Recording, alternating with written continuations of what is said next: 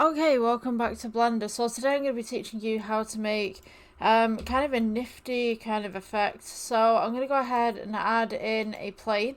S for scale to scale this up just a little bit, and then I'm going to press G and bring the regular cube down right here. So what we're going to do is go to render. We'll switch out EV to cycles.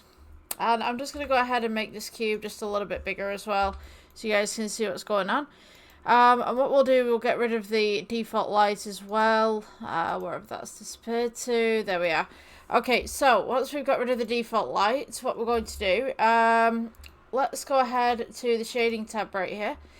We're going to go and change our render engine to cycles if we haven't already. So the material that we've got right here, let's go to material at the side, change this to an emission. We're going to go ahead and add in a noise texture. This is going to go into the colour right here. So now we've got all these nice little kind of bits going across, and what I'm going to do is let's go ahead and add in a colour ramp just right here. So you can have this any way that you want to. I'm going to do like kind of a blue, kind of an aqua, maybe like a pink, just to kind of offset it.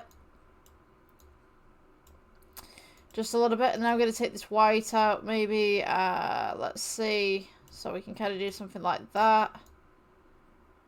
Kind of increase the pink a little bit. Alright, so once we've got something like this, we can go ahead and increase the strength, decrease the strength, whatever you want to do with it.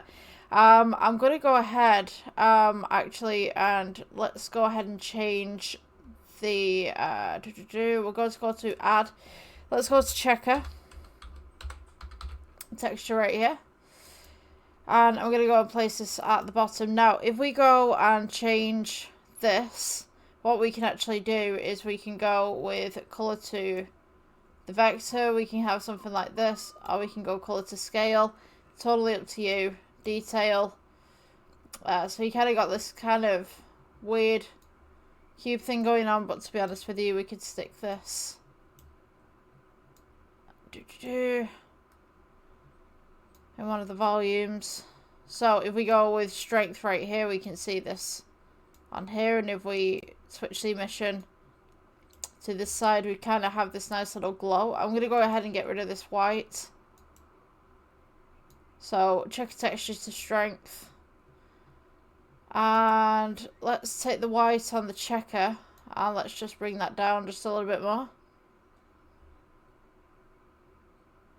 Totally up to you what point you want to bring it down. I would bring it all the way down. It kind of gives some a little bit more texture. Then you have this grey as well. You could also bring that down, and that will get rid of the light within the piece. So we can just bring that up just slightly. So, once we've got something like this, we can now see that we kind of have this nice little kind of ghost, kind of texture, cube kind of thing going on. Alright, and if you place this into displacement, nothing will happen, but volume is generally what we're going to be looking for. Can increase the roughness of this. Totally up to you what you want to do with it. You can go ahead and scale this down so you've got bigger cubes. Got something like that. Oops. Let's just go back on that one.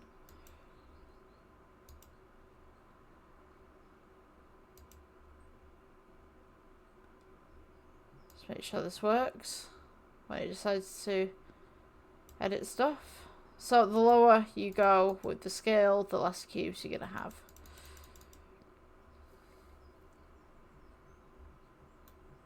As such, and you can kind of do this kind of funky kind of look to everything where you've got all these little cubes on the inside. I'm just going to go ahead and scale this relatively down so you guys can see what's going on. There you go, nice little effect. I think this is great for, say, like if you've got holograms or something like that. Totally cool. Or you just have these nice little cubes. It's also great for fillers in the background. Maybe where you don't want something as solid. Yeah, so if you guys like this tutorial, please like, subscribe, and I will see you in the next one. Bye bye.